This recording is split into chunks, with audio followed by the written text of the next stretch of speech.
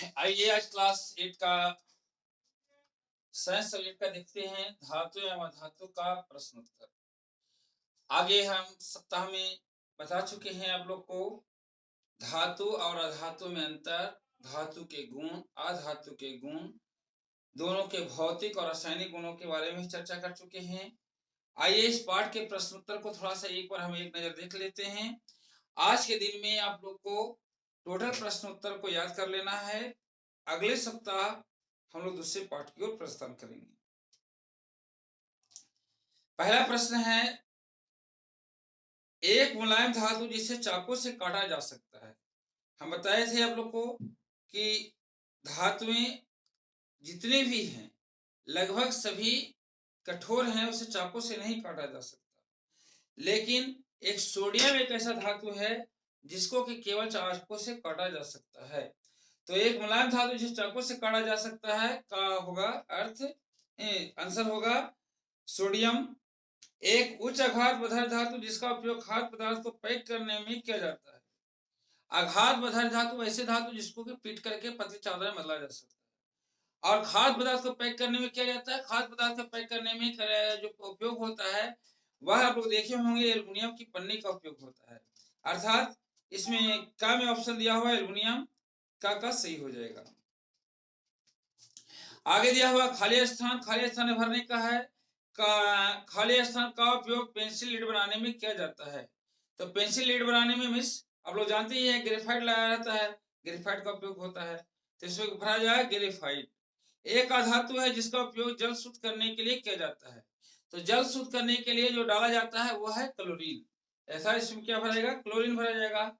पहचानिए और नाम लिखिए। एक धातु जो द्रव के रूप में होता है, तो द्रव के रूप में एक ही मात्र धातु है जो है पारा, बाकी सभी धातुएं ठोस के रूप में पाई जाती है।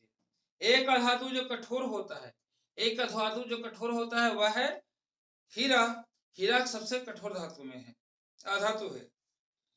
विस्थापन प्रतिक्रिया क्या है?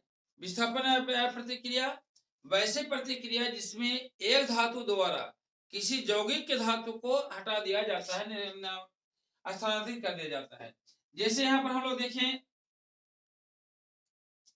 कॉपर सल्फेट है CaCuSO4 और यदि इसको जेड जस्ता से अभिक्रिया करवाते हैं तो क्या होता है, जस्ता कॉपर सल्फेट के सल्फर डाइऑक्साइड ने SO4 को हटा देता है और क्या बना लेता है ये ZnSO4 प्लस Cu। तो यहाँ क्या किया, Zn स्थानांतरित कर दिया SO4 को, स्थानांतरित किया इसलिए इसको कहा गया विस्थापन क्रिया। विस्थापित हो गया, एक जगह से दूसरी जगह चला गया। तो वह वैसे अभिक्रिया जिस अभिक्रिया में एक धातु द्वारा किसी यौगिक के धातु को विस्थापित कर दिया जाता है या हटा दिया जाता है, वैसे अभिक्रिया को विस्थापन अभिक्रिया कहते हैं। धातु एवं अधातु कहते हैं तीन उपयोग। धातु के बहुत सारे उपयोग है। तार बनाने में होता है, बर्तन बनाने में होता है, रेलवे लाइन बनाने में होता है, बहुत सारे हैं इसके। अधातु का भी है। अधातु में इससे है ऑक्सीजन है, नाइट्रोजन है, हाइड्रोजन है, ये सभी अधातु है। तो ऑक्सीजन का उपयोग होता है अधातु में, और का उपयोग हम लोग श्वसन में कर सकते हैं, दहन में जलाने में कर सकते हैं। इसमें क्लोरीन भी एक अधातु है। क्लोरीन का उपयोग हम लोग रोगाणुनाशक के रूप में करते हैं, आयोडीन का भी करते हैं। कारण बताइए, एल्युमिनियम की पन्नी का उपयोग खाद्य सामग्री लपेटने में क्यों किया जाता है? एल्युमिनियम की पन्नी अत्यधिक आघात बधर्ज है। इसे पतली चादर में परिवर्तित किया जा सकता है। यह वायुरोधी तथा उष्मा का सुचालक के कारण इसका उपयोग खाद्य सामग्री को लपेटने में किया जाता है। सोडियम को मिट्टी के तेल में क्यों रखा जाता है? सोडियम और पोटेशियम दोनों अत्यधिक अभिक्रियाशील धातु है। यदि इसे वायु में रखा जाए तो समान ताप पर ही ये वायु से अभिक्रिया करके जल जाता है और ऑक्साइड बना देता है। अतः इसे केरोसिन डुबो को रखा जाता है ताकि अभिक्रिया न करे। क्या होता है जब तनु सल्फ्यूरिक अम्ल कॉपर प्लेट पर डाला जाता है? कॉपर प्लेट पर डाला जाता है। देखिए इसका आंसर आपको किताब में गलत लिखा हुआ है। इसका आंसर किताब में गलत लिखा हुआ है। इसका सही यह होगा सल्फ्यूरिक अम्ल। सल्फ्यूरिक अम्ल को होता है H2SO4। और कॉपर प्लेट मीन Cu को कॉपर प्लेट Cu कॉपर हो गया।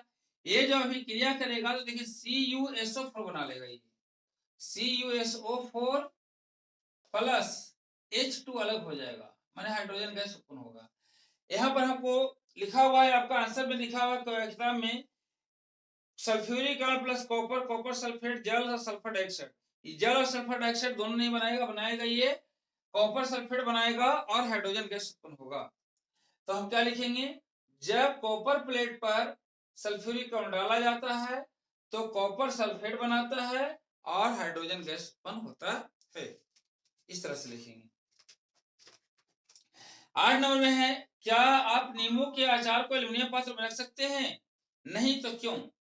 हम लोग पहले पढ़ चुके हैं कि एल्युमिनियम एक धातु है और नींबू एक अम्ल है।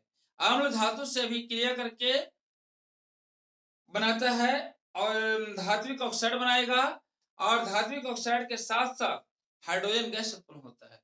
हाइड्रोजन गैस के कारण जो नींबू का अचार है उसका स्वाद खराब हो जाएगा और धात्विक ऑक्साइड बनाने के कारण जो धातु है, जैसे एल्युमिनियम है तो एल्युमिनियम का ऑक्साइड बन जाने के कारण एल्युमिनियम धातु खराब हो जाएगा, अर्थात बर्तन खराब हो जाएगा। तो नींबू का अचार को एल्युमिनियम के पात्रों में नहीं रख सकते क्योंकि एल्युमिनियम एक धातु है और नींबू में अम्ल है। अम्ल धातु से अभिक्रिया करके धात्विक ऑक्साइड बनाता है, इससे पात्र भी खराब हो जाएगा और नींबू भी का अचार भी खराब हो जाएगा। अगला क्वेश्चन है, एक दिन अर्चना अपनी माँ के साथ आभूषण विक्रेता के दुकान पर गई। उसकी माँ ने सुनार को पॉलिश करने हेतु सोने के पुराने आभूषण दिए। अगले दिन जब वे गहने वापस लाई तो पाया कि उसका भार कुछ कम हो गया। क्या आप भार में कमी के कारण बता सकते हैं? भार में कमी का दो कारण है। एक, पहला, आभूषण के ऊपर लगी गंदगी नष्ट हो गई, इसके कारण भी भार में कमी आई।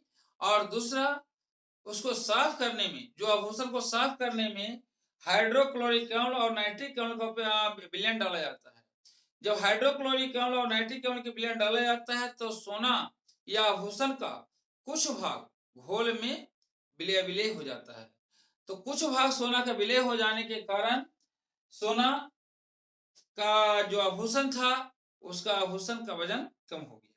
तो दो कारण हो गया, एक रसायन के प्रभाव से कुछ भाग नष्ट हो जाते हैं और दूसरा गंदगी हट जाने के कारण उसके भार में कमी हुई। दो कारण हो सकते हैं। इस तरह से आज का ये प्रश्न उत्तर खत्म हो गया है। आशा करते हैं कि आप लोग इस पाठ को कर लिए होंगे और यदि नहीं किए होंगे तो इस पाठ के जितने प्रश्न उत्तर है अगले 24 घंटे में याद कर लें।